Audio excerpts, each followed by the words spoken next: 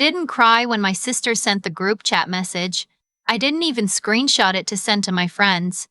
I just set my phone face down on the kitchen counter, poured myself a second cup of coffee, and stood there for a while looking at the frost on my window. It was the first week of December. Outside, Edmonton was doing what Edmonton does. Gray sky, -20, the kind of cold that gets into your bones before you even open the door. I had a meeting in 40 minutes. I had a deadline on Friday. I had apparently just been uninvited from my own family's Christmas dinner. The message from my sister Paige said, "Just so everyone knows, we're keeping this year's celebration small and intentional. Immediate family and partners only. We love everyone but need to protect our peace. Merry Christmas in advance." Immediate family and partners only. There were 8 people in that group chat. I was one of them. My sister knew exactly who she was talking to. I finished my coffee, I went to my meeting, and I didn't say a word about it for 3 weeks. Here's what Paige didn't know about me and what she had never bothered to find out. She knew I worked in tech. She called it computer stuff whenever anyone asked. She knew I had moved out of our parents' place in Red Deer when I was 19 and driven myself to Edmonton in a car that cost me $4,000 and smelled like the previous owner's cigarettes. She knew I had not come home for Thanksgiving 2 years in a row, which she brought up at every opportunity as evidence that I didn't care about family. What she didn't know was that 3 months before that group chat message, I had quietly sold the startup I'd co-founded over 6 years, a B2B logistics software company, to a firm out of Calgary for just under $8 million. I did not post about it. I did not buy anything flashy. I moved from my apartment in Glenora into a house I purchased in full cash in Windermere. 5 bedrooms, a finished basement, a double garage, a backyard that backed onto the ravine. The kind of house that in Edmonton gets you looked at twice at dinner parties but doesn't make anyone feel attacked. I had been living in it for 6 weeks when Paige sent that message. The thing about my family is that it had always operated on a very specific, unspoken economy. My parents were not bad people, but they were people who showed love through proximity and presence, and they had decided, somewhere around the time I turned 23, that I had failed at both. Paige had stayed. Paige had married a man named Derek who worked at my father's dealership. Paige had 2 kids by 30, a house 4 streets over from my parents, and a standing Sunday dinner invitation that I was never explicitly given. I had left. That was my crime. I had left and built something somewhere else, and in doing so I had apparently disqualified myself from the category of family in any meaningful sense of the word. My mother called twice a year, my birthday and Christmas morning. My father forwarded me funny videos on Facebook and called that staying in touch. Paige and I had not had a real conversation in over 2 years. Not a fight, not a falling out, just silence, slow and steady, the kind that fills in like snow over a path until one day you realize you can't tell where it was. I had accepted this. I had made peace with it the way you make peace with a scar. You stop pressing on it, you stop waiting for it to disappear. You just note that it's there and keep moving. But that message in December did something to me that I hadn't expected. It wasn't hurt exactly. It was more like clarity. The kind that arrives quietly and reorganizes everything. I thought, okay, if that's what this is, let me show you what that actually looks like. I started making calls that same week. My cousin Ruthie had been frozen out of the family Christmas for 2 years running, ever since she had the audacity to divorce her husband, a man who had, by her account and others, been making her life very small for a very long time. My Aunt Glenda, my mother's older sister, had stopped being invited when she remarried someone my grandmother disapproved of. My Uncle Pete had not been at a family gathering in 4 years. His crime was selling his half of a family land parcel without asking for group consensus first. My own friend Cass, who had grown up down the street from us in Red Deer and had been absorbed into my family circle for 20 years, had been quietly dropped when she came out, and when I looked back at it, I could see exactly when and how, even if no one ever said the reason out loud. I called all of them. I said, I know Christmas is close and your plans might already be set, but I just bought a house in Edmonton and I'd like to have everyone over. Proper Christmas dinner, Christmas Eve through Boxing Day, stay as long as you want, I have the space. No obligation, no agenda, just come if you want to come. Every single one of them said yes. I planned the weekend the way I plan a product launch, systematically, without drama, without telling anyone outside the guest list. I ordered a fresh 8-foot balsam fir from a farm near Sherwood Park. I had the spare bedrooms made up with proper linens, the kind with the high thread count that you don't notice until you've been sleeping in bad ones for years and then suddenly you notice. I stocked the kitchen. I bought good wine and good bourbon and sparkling water and fancy pop for the kids. I ordered a spiral ham and sourced a proper tourtière from a Quebecois bakery on White Avenue because Aunt Glenda's husband was from Montreal and I wanted him to feel at home. I did not post anything beforehand. I was not performing for an audience, I was just having Christmas. We started arriving on the evening of December 23rd. Ruthie drove down from St. Albert, Aunt Glenda and her husband Robert flew in from Victoria. Uncle Pete came in from Fort McMurray. Cass drove the 6 hours from Calgary. A few others arrived over the course of the evening, neighbors I had befriended since moving in, a colleague and her wife who had no family in the city, a former mentor of mine from my early days in tech who spent every holiday alone since his wife passed. By the time we sat down to dinner on Christmas Eve, there were 14 people in my house and the windows were fogged and someone had found a Christmas playlist on a Bluetooth speaker and Ruthie had gotten into the bourbon and was teaching Robert a card game none of us had ever heard of. I stood in the doorway between the kitchen and the dining room for a moment and just looked at it. The table, the people, the noise, the smell of the ham and the tourtière and the candles. I thought, I built this. I built all of this. Then I went and poured myself a drink and sat down. On Christmas morning, we did gifts and a slow breakfast. Someone made pancakes. The kids, Ruthie had brought her too, were absolutely feral in the best possible way, and my house survived it. I opened the back door at one point and they went careening into the backyard in their socks before anyone could stop them, screaming at the cold, laughing. At around noon, Cass grabbed my arm in the kitchen while I was cleaning up. She said, "Did you post anything?" I looked at her. I had not thought about posting anything. I pulled up Instagram. I had not posted in months. My last post was a photo of my commute in September. She said, "You should post something." I said, "Why?" She looked at me for a second and then she smiled just a little. "Because," she said, "you should." I took a photo of the table, still covered in dishes and half-eaten food and candles burning low. Then I took one of the backyard. The kids' footprints in the snow, the ravine dark beyond the fence. Then I took one of Aunt Glenda and Robert sitting by the tree with their feet up, and one of Uncle Pete asleep on the sectional with a book on his chest. I wrote, "Some people make their own family. This is mine. Merry Christmas from Edmonton." I tagged Ruthie. I tagged Cass. I did not think about who else might see it. I posted it at 12:47 p.m. on Christmas Day, and then I went back to doing the dishes. At 2:14 p.m., my phone buzzed. I assumed it was a comment on the post. It was not. It was a text from my mother. It said, "Is that your house?" I did not respond. At 2:31 p.m., my mother called. I let it go to voicemail. At 2:45 p.m., my father called. Voicemail. At 3 p.m., Paige called from a number I didn't recognize. She must have known I'd ignore hers. I let it ring. By 4:00 p.m., I had 23 missed calls across the three of them and a voicemail from my mother that I would listen to later, which consisted primarily of her saying, "Why didn't you tell us? Why didn't you tell us?" in a way that managed to be both devastated and accusatory at the same time. I was not wearing my robe or my slippers. I was sitting on the floor of the living room with a glass of wine and my back against the couch while Ruthie and Cass played a board game on the coffee table and Robert explained the rules of pétanque to a very patient Uncle Pete. I picked up my phone, put it face down on the carpet, picked it up again.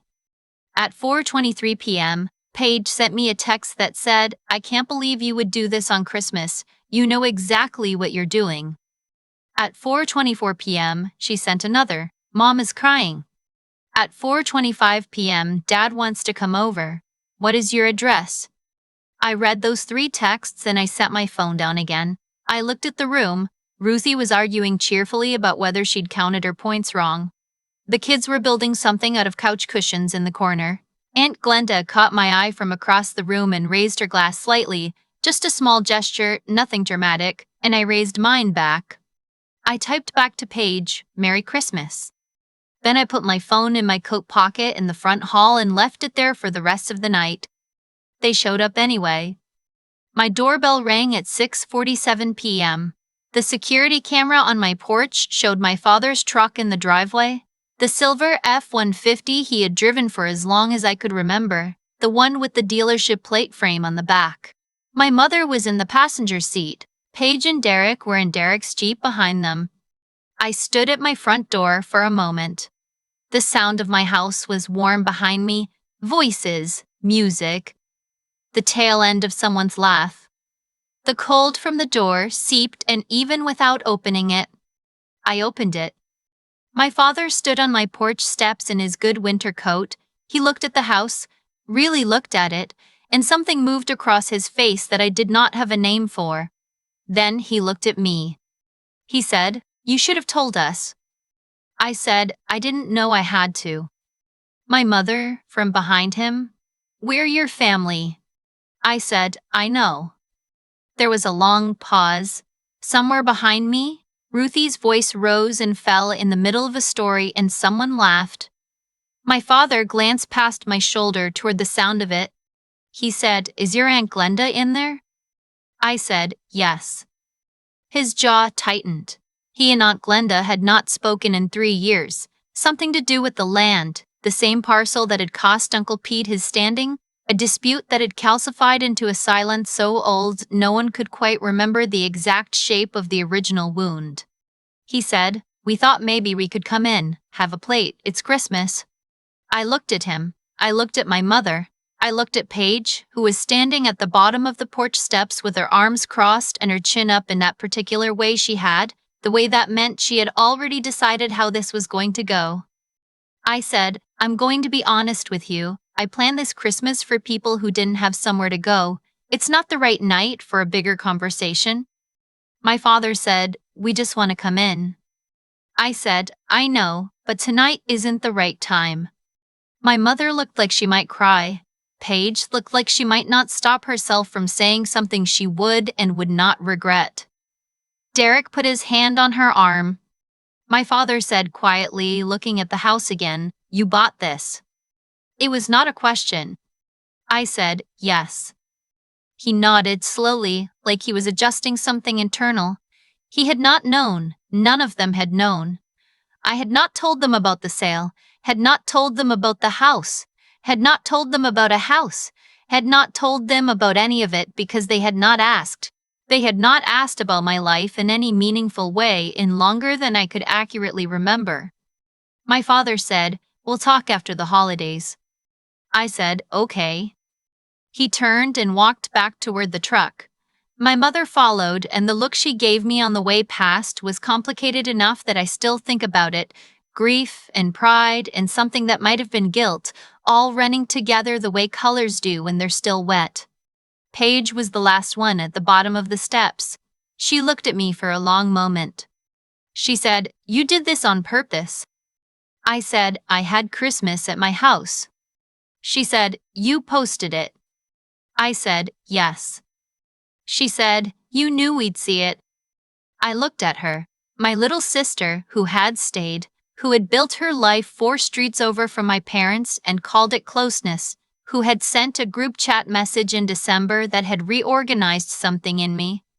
I said, "Paige, you told me I wasn't immediate family." She opened her mouth. She closed it. I said, "Merry Christmas," and I closed the door. By Boxing Day morning, I had 39 missed calls.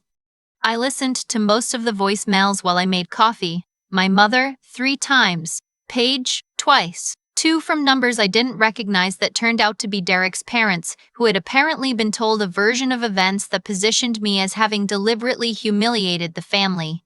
One from my grandmother, 81 years old, first time she'd called me in 4 years, asking me to call my mother back. I sat with all of that while the house slowly came back to life around me. Ruthie came downstairs in her socks. Robert made French press coffee and brought me a cup without asking. Uncle Pete was already outside with a snow shovel, clearing the front walk without being asked, which was so precisely him that it made me feel something warm and a little painful at the same time. I did not call anyone back on Boxing Day. I helped Aunt Glenda and Robert get to the airport. I drove Ruthie to her car. I ordered pizza for whoever was left and we watched a movie on the couch and fell asleep before it ended. In January, I had the conversation my father had suggested.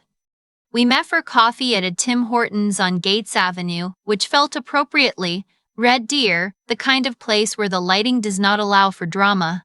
My parents sat across from me in their winter coats, and my father ordered a double-double and my mother held her cup with both hands, and neither of them really looked at me at first. My father said, "We didn't know you had done so well." I said, "You didn't ask." A long pause. My mother said, "We thought you were. We thought things were still." I said, "I know what you thought." I did not say it unkindly. I said it the way you state something that is simply true. My father said, "Paige feels."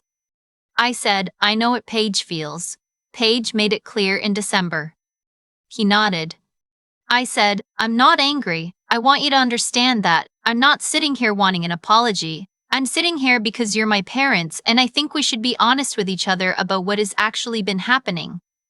What had actually been happening was this. I had been quietly funding things for years. My parents did not know I knew, but I did. The loan my father had taken from a private lender at 17% interest 3 years ago to keep the dealership solvent during a slow quarter, the second mortgage on the house, the fact that Paige and Derek's renovation had been financed in part by a line of credit my parents had co-signed that was, as of last fall, sitting at 80% of its limit. I had found this out not through snooping, but through a conversation with my grandmother 2 years prior, who had told me because she was worried and because she trusted me, and who had asked me not to say anything, which I had honored. I said, "I know about the private loan. I know about the second mortgage." My father went very still. I said, "I'm not bringing it up to hurt you. I'm bringing it up because I want to help, and I want to help correctly, meaning I'd like to know what's actually happening before I make any decisions, because I have the means to help now, and I'd like to use it in a way that's honest." My mother set down her cup. My father said, "How do you know about the loan?" I told him. He did not say anything for a while. He looked out the window at the parking lot. He said, finally, "We didn't want you to think we'd failed." I said, "I know." He said, "We were proud of you. We didn't know how to say it without it sounding like we needed something." I sat with that for a moment. I said, "I know." And I did know. That was the thing. I had always known, somewhere, that the silence had not been indifference. It had been something more complicated. Shame, maybe, or the particular pride of people who had raised a child to be more successful than them and then had no idea what to do once it happened. I had known, and I'd still needed the Christmas message to land the way it did before I was willing to act on what I knew. I said, "I'm going to pay off the private loan. No strings, no repayment plan, just done. I'll transfer it this week. After that, if you want to talk about the rest, I'm here." My mother pressed her fingers to her mouth. My father said, "You don't have to do that." I said, "I know I don't." Paige and I did not resolve things at Tim Hortons. Paige and I resolved things, slowly and imperfectly, over the course of several months in a few hard conversations that I will not recount here, because they were hers as much as mine and not everything needs to be witnessed. What I will say is this. She had spent 10 years building a life defined by proximity, by being the one who stayed, by the unspoken understanding that her closeness earned her something, and then she had watched me appear, present and distant and unbothered, with a house and a life she hadn't known about, and something in her had panicked. The Christmas message had been, in its way, an attempt to assert the rules of the game she had been playing. She had not counted on the fact that I had stopped playing a different game entirely. We are not the same people we were, but we are something. That counts for more than I expected it to. In March, I listed the family's private lender loan as satisfied with the provincial registry. In April, my parents came to Edmonton for a weekend, the first time either of them had visited me anywhere I'd lived since I left at 19. My mother walked through my house slowly, room by room, and when she came back to the kitchen she said, "You really did all this yourself?" I said, "Yes." She nodded. She looked out the window at the ravine. She said, "I'm sorry we made you feel like leaving meant losing." I stood there for a moment with that. I said, "Thank you." It was not everything, it was not even close to everything, but it was a beginning, which is all a beginning ever is. The 39 missed calls, the porch in the dark, the Christmas table with 14 people and fogged windows and a card game I didn't know the rules to. I think about Paige's text, "You did this on purpose." I think, yes and no. I had Christmas at my house. I invited the people who needed somewhere to go. I posted a photo because my friend told me to and because, honestly, I wanted to. What I did not plan was the phone ringing, the truck in the driveway, my father standing on my porch steps looking at a house he hadn't known I owned, adjusting something inside himself. Some of that was purpose, some of it was consequence. In the end, I am not sure the distinction matters as much as what came after. I have Sunday dinners now, not every week, but often enough. Ruthie drives down from St. Albert, Aunt Glenda and Robert fly in when they can. Uncle Pete calls ahead this time. Cass stays in the basement when she's in the city. Sometimes my parents come, sometimes Paige comes. It is not seamless and it is not resolved in any final sense. We are a family learning, in our 50s and 30s and somewhere in between, how to be in the same room without the old economy, without the unspoken ledger of who stayed and who left and who owed what to whom. It is enough. Some days it is more than enough. I go to the back door sometimes in the evening when everyone is still at the table and I need a minute. I stand there in the cold for a second. Edmonton cold, the real kind, the kind that resets you. And I look at the backyard, the snow, the dark line of the ravine at the edge of the fence. And then I go back inside. I think about the moment I closed that front door a lot, not with satisfaction exactly, or not only that, more like the feeling you get when something that's been out of alignment for a very long time finally settles into place. A quiet click, not dramatic, just true. What I've come to understand is that the way things ended up wasn't an accident and it wasn't luck. It was cause and effect, plain and slow the way most real things are. My sister sent a message in December that was meant to draw a line. What she didn't account for was that I had spent years quietly building something she couldn't see, not just a company, not just a house, but a way of moving through the world that didn't require her permission or her validation. When you spend long enough doing the work in private, without applause, without anyone watching, you develop a kind of steadiness that other people sometimes mistake for coldness. It isn't. It's just what integrity looks like from the outside when someone doesn't expect it from you. I didn't set out to prove anything that Christmas. I want to be honest about that. I invited Ruthie and Aunt Glenda and Uncle Pete and Cass because they were people I cared about who had nowhere to go and because I had room. The Instagram post, that was Cass's idea, and I went along with it because some part of me knew it was time to stop hiding, not to perform, just to stop making myself smaller so that other people could stay comfortable. But here's the thing about doing the right thing for the right reasons. It still has consequences. It still lands. The 39 missed calls weren't punishment and they weren't victory. They were my family reckoning with a version of me they had never bothered to learn. That reckoning was hard for them. Some of it was hard for me too, sitting in a Tim Hortons in January watching my father adjust to a truth he had avoided for years. There is no version of that conversation that doesn't cost something. What I keep returning to is this: the choices I made over the previous decade, leaving Red Deer, building the company, buying the house quietly, not broadcasting my life to people who had opted out of it. Those choices required something from me that I can only describe as deciding over and over. To do the harder thing instead of the easier one. To be honest when it was inconvenient. To keep going when the work was invisible. To not shrink, even when shrinking would have kept the peace. That's what I'd want anyone to take from this, if they're going to take anything. Not that revenge is sweet, though sometimes it is. Not that money solves things, because it doesn't. Not the important things, but that the person you're quietly becoming, in the years when no one's watching, when no one's asking, when you're just doing the work and paying your bills and not explaining yourself to people who haven't earned the explanation, that person is real. That person is accumulating something. And one December, without planning it, they walk to the front door, open it, and stand there without flinching. I went back inside that night. The card game was still going. The kids had built something out of couch cushions and were defending it. Robert had refilled everyone's drinks without being asked. I closed the door on the cold and stood there for a second in the warmth and the noise of it. That was enough. That was more than enough.